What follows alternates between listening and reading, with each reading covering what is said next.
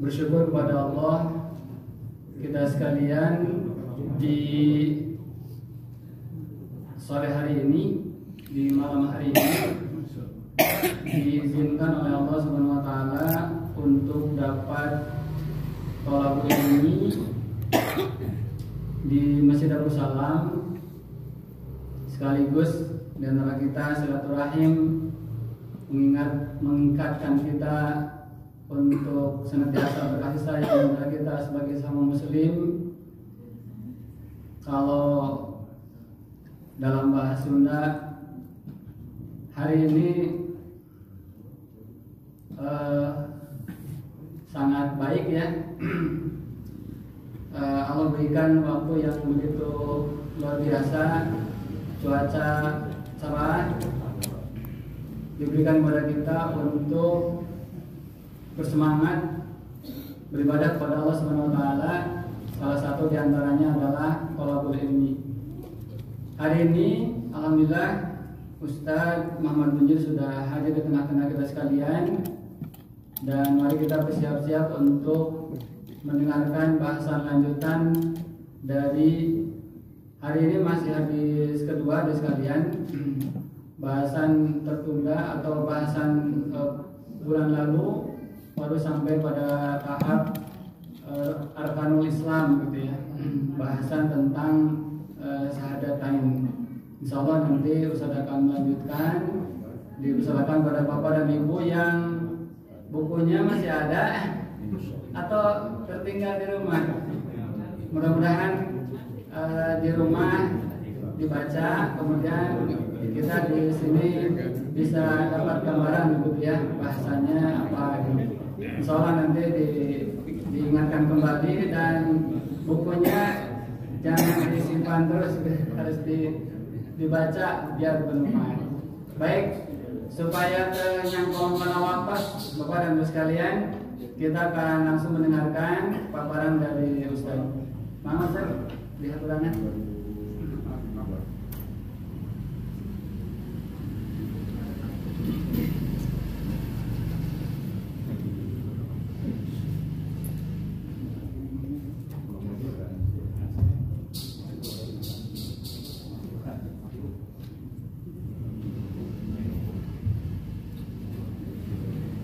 Bismillahirrahmanirrahim. Assalamualaikum warahmatullahi wabarakatuh. Innal hamdalillah nahmaduhu wa nasta'inuhu wa nastaghfiruh wa na'udzu billahi min shururi anfusina wa min sayyiati a'malina. May yahdihillahu fala mudilla lahu wa may yudlil fala hadiya lahu.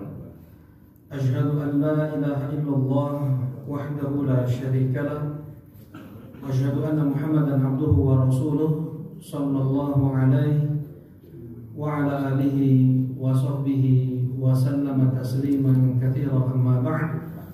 Qala Allah ta'ala fil Qur'anil Karim, ya ayyuhalladzina amanu taqullaha wal tanzur nafsum ma qaddamat lighad, wattaqullaha innallaha khabirun bima ta'malun. Alhamdulillah kita bersyukur dan terus bersyukur kepada Allah Subhanahu wa taala. Kita bersyukur dengan memuji Allah yang dengan limpahan nikmat, rahmat dan ihsannya di malam ini kembali kita diperkenankan oleh Allah untuk berkumpul di rumahnya, bermajlis dalam majlis ilmu, dalam majlis ibadah yang setiap kita terlahir dalam keadaan tidak ada ilmu sedikit pun. Sebagaimana firman Allah, wallahu akhrajakum min butuni ummahatikum la ta'lamuna syai'a. Allah yang telah mengeluarkan kalian dari perut-perut ibu kalian dalam keadaan kalian tidak ada ilmu sedikit pun. Wa ja'ala lakumus sam'a wal absara wal af'idata la'allakum tashkurun. Dan Allah berikan untuk kalian pendengaran, penglihatan, hati, 3 alat untuk meraih ilmu, untuk mengambil ilmu, pendengaran, penglihatan dan hati, agar kalian bisa bersyukur, beribadah mengenal Allah, mengenal Islam, mengenal Rasulullah Sallallahu Alaihi Wasallam. Yang tidak mungkin kita untuk bisa mengenal Allah tanpa kita belajar ilmu agama. Apa saja nama-nama Allah, apa saja sifat-sifat Allah, apa saja hak-hak Allah dari kita. Siapa itu Rasulullah Sallallahu Alaihi Wasallam? Apa saja hak-hak Rasulullah Sallallahu Alaihi Wasallam dari kita? Apa yang Allah perintahkan? Apa yang Rasulullah perintahkan? Apa yang Allah dan Rasulnya larang? Apa itu Islam yang dibawa oleh Nabi Sallallahu Alaihi Wasallam? Sampai para sahabat mereka berjihad melawan ayah mereka sendiri, ayah kandung sendiri, kakak kandung sendiri, saling membunuh untuk Islam. Apa Islam yang dibawa oleh para nabi tersebut? Kenapa mereka mau meninggalkan kampung halaman mereka? Mereka tinggalkan ibu mereka, mereka tinggalkan ayah mereka. Nah, itu semua akan seorang muslim tahu dengan dia thalabul ilm, belajar ilmu agama. Dan Rasulullah Sallallahu Alaihi Wasallam telah bersabda, thalabul ilmi fardhatun ala kulli muslim. Belajar ilmu agama wajib bagi setiap muslim. Setiap kita akan ditanya di alam barzakh, man rabbuka wa ma dinuka wa man nabi. Siapa Rabbmu, apa agamamu, siapa nabimu? Tanpa kita pelajari, tanpa kita belajar ilmu agama, mustahil kita akan memahami Islam dengan benar. Mustahil kita akan mengenal Allah dengan benar. Ya, sebagian orang hanya mengenal Islam menurut kelompoknya, menurut golongannya, menurut partainya, menurut organisasinya. Sedangkan kita harus mengenal Allah, mengenal Islam dan Rasulullah SAW dari sumber Islam itu sendiri, yaitu Al-Quran dan hadis Nabi SAW. Alhamdulillah, apa yang kita amalkan pada malam hari ini di antara usaha kita untuk mengenal Allah, mengenal Islam dan mengenal Rasulullah Sallallahu Alaihi Wasallam. Dan hadis yang sudah kita masuk ke dalamnya, yaitu hadis kedua dalam 42 hadis, ya, Al-Arba'un An-Nawawiyah, kumpulan 40 hadis. Sebenarnya ada 42 hadis yang ditulis oleh Al-Imam An-Nawawi rahimahullah ta'ala. Hadis yang kedua ini luar biasa, ya, sangat agung, sangat luar biasa karena berisikan rukun Islam, rukun iman, rukun ihsan, kapan hari kiamat, apa tanda-tanda hari kiamat. Bukan kapan hari kiamat, Rasulullah ditanya kapan hari kiamat, nanti Rasulullah menjawab apa, insya Allah akan kita pelajari. Kemudian tanda-tandanya apa? Nah, dikenal hadis ini dengan hadis Jibril. Hadis Jibril maksudnya kedatangan Jibril alaihi salatu wassalam kepada Nabi sallallahu alaihi wasallam bertanya tentang Islam, tentang iman, tentang ihsan dan yang lainnya. Baik. Pada pertemuan sebelumnya kita baru membahas tentang rukun pertama, ya Pak, ya, dari rukun Islam, yaitu asyhadu an la ilaha illallah wa asyhadu anna Muhammadan abduhu wa rasuluh. Asyhadu anna Muhammadan Rasulullah. Baik. Kita masuk insyaallah ke rukun kedua. Sudah selesai masalahnya. Yang rukun pertama, ya, syahadat la ilaha illallah dan Muhammadur Rasulullah. Makna Muhammad Rasulullah ada 4. Sudah disampaikan Pak, ya? Sudah. Ya, ada 4, yaitu membenarkan apapun yang dikabarkannya, menjalankan apapun yang diperintahnya, menjauhi apapun yang dilarangnya, dan tidak kita beribadah kecuali sesuai dengan tuntunannya. Ini makna Muhammad Rasulullah. Dan kemudian rukun yang kedua dari rukun Islam adalah iqamatus sholat, ya, menegakkan sholat. Wa tuqimas sholat, menegakkan sholat. Bukan hanya sekedar sholat, tetapi menegakkan sholat. Menegakkan sholat, memberikan syarat-syarat sholat, rukun-rukun sholat, wajibatus sholat, dan sunnah-sunnah dalam sholat.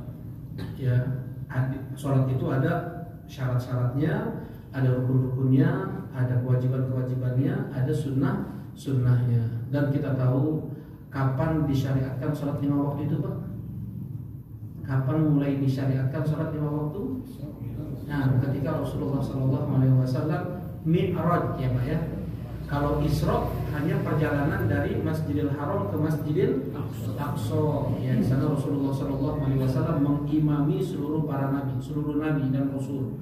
Kemudian Rasulullah SAW Mi'raj ke Sidratil Muntaha, tempat yang paling atas bisa ditempuh oleh orang yang berada di bumi.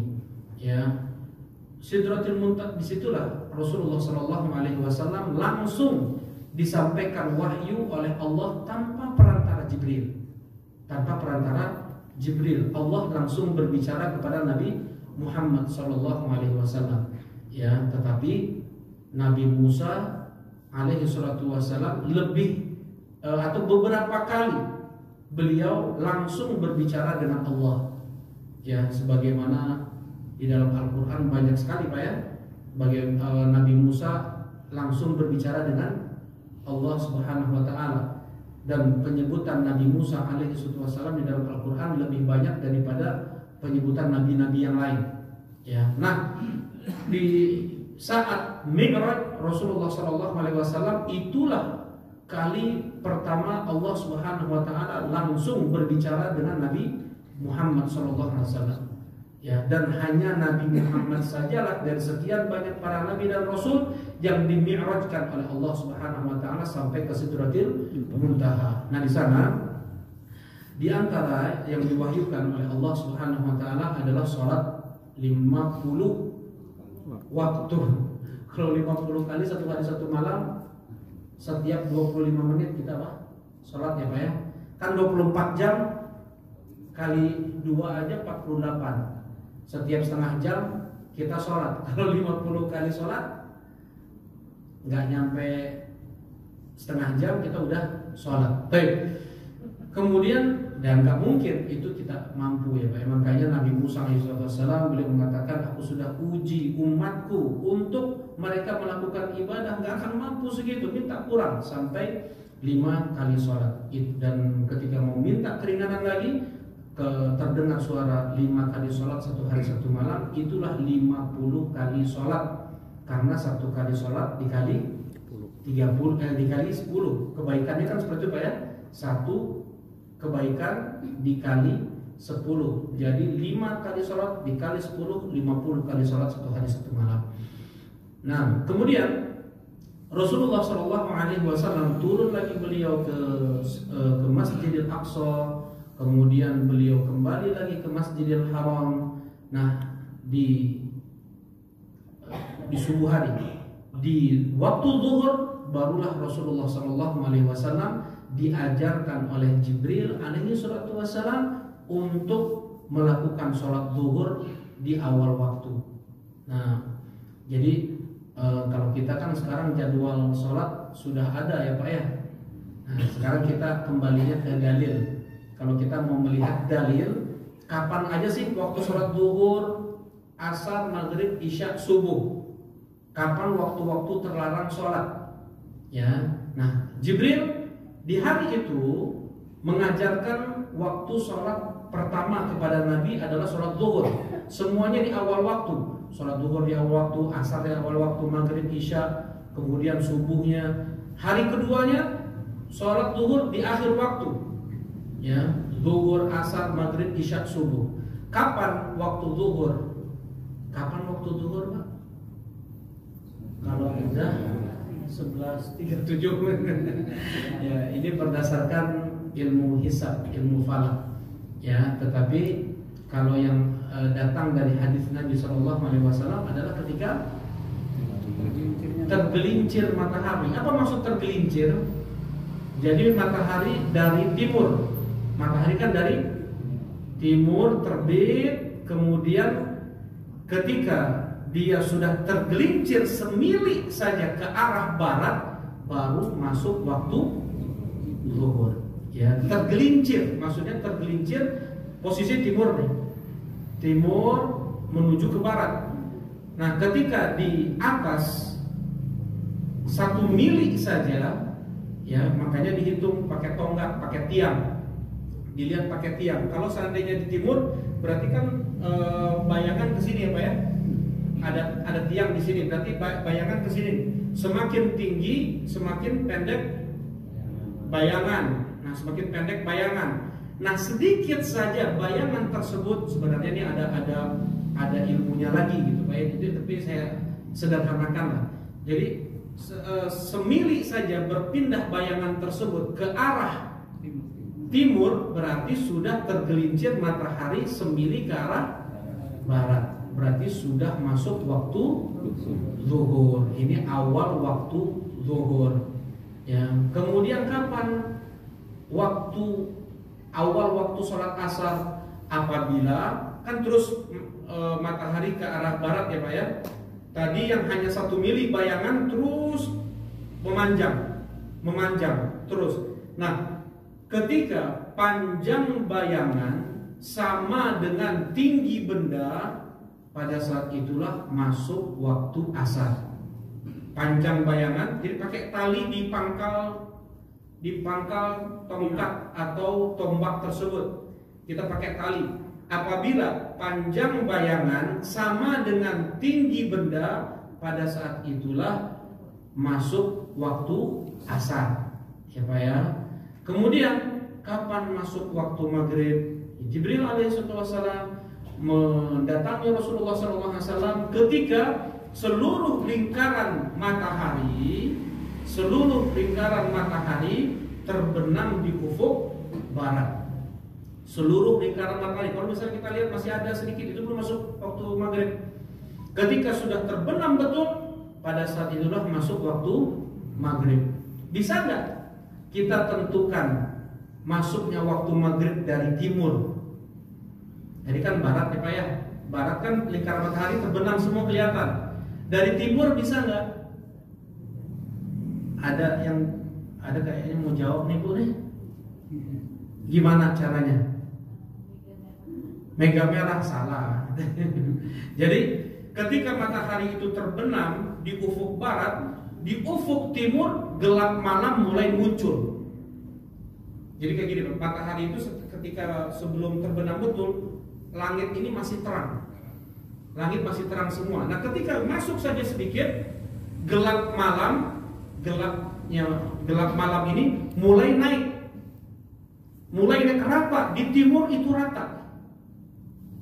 Ya, ini masih terang semua. Rata saja gelap malam, sedikit saja itu petanda di barat sudah terbenam seluruh lingkaran matahari. Nah, ini waktu awal maghrib. Waktu awal isya tadi yang Ibu bilang, apabila mega merah di langit hilang. Ya, jadi ketika matahari itu terbenam, mulai berubah. Asalnya terang, langit itu terang, kemudian menguning sampai jingga, ya, sampai meninggalkan mega merah sedikit, merah di langit. Semakin menyusut, mega merah tersebut semakin menyusut ke arah barat. Hilang betul mega merah di langit, masuklah waktu isya. Nah, ini untuk waktu sholat subuh belum ya Pak ya? Nah, kapan awal waktu sholat subuh? Besok harinya Jibril alaihissalam datang kepada Nabi SAW di awal sholat subuh, ketika cahaya fajar terbit. Nah, cahaya fajar itu ada dua. Yang pertama, kalau Bapak masuk dalam kitab fikih diperjelas di sana, ada fajrul kadhib, ada fajrus shadiq. Ada cahaya fajar bohong, dusta, ada cahaya fajar jujur. Maksudnya gimana? 1 jam atau 45 menit sebelum masuk waktu subuh muncul cahaya fajar, tetapi vertikal bentuknya. Tidak lama, sekian menit hilang. Ya, seperti ekor rubah. Ada cahaya fajar kemudian 3 menit hilang. Nah, ini bukan cahaya fajar yang dimaksud untuk masuknya waktu sholat subuh. Cahaya fajar yang kedua itu muncul melintang horizontal di ufuk timur. Tadi kalau gelap malam muncul, kalau gelap malam mulai naik kan gitu Pak ya. Nah, kalau cahaya fajar putih rata. Kalau kita lihat di atas pegunungan, di atas rumah-rumah orang di ufuk timur itu rata. Ini masih gelap malam. Nah, putih mulai naik, mulai terlihat. Pada saat itulah masuk waktu sholat subuh. Itulah yang dikatakan fajrus shadiq, cahaya fajar yang benar. Ini ingat insya Allah Pak ya, tadi masuk waktu awal waktu sholat. Nah sekarang hari kedua Jibril alaihi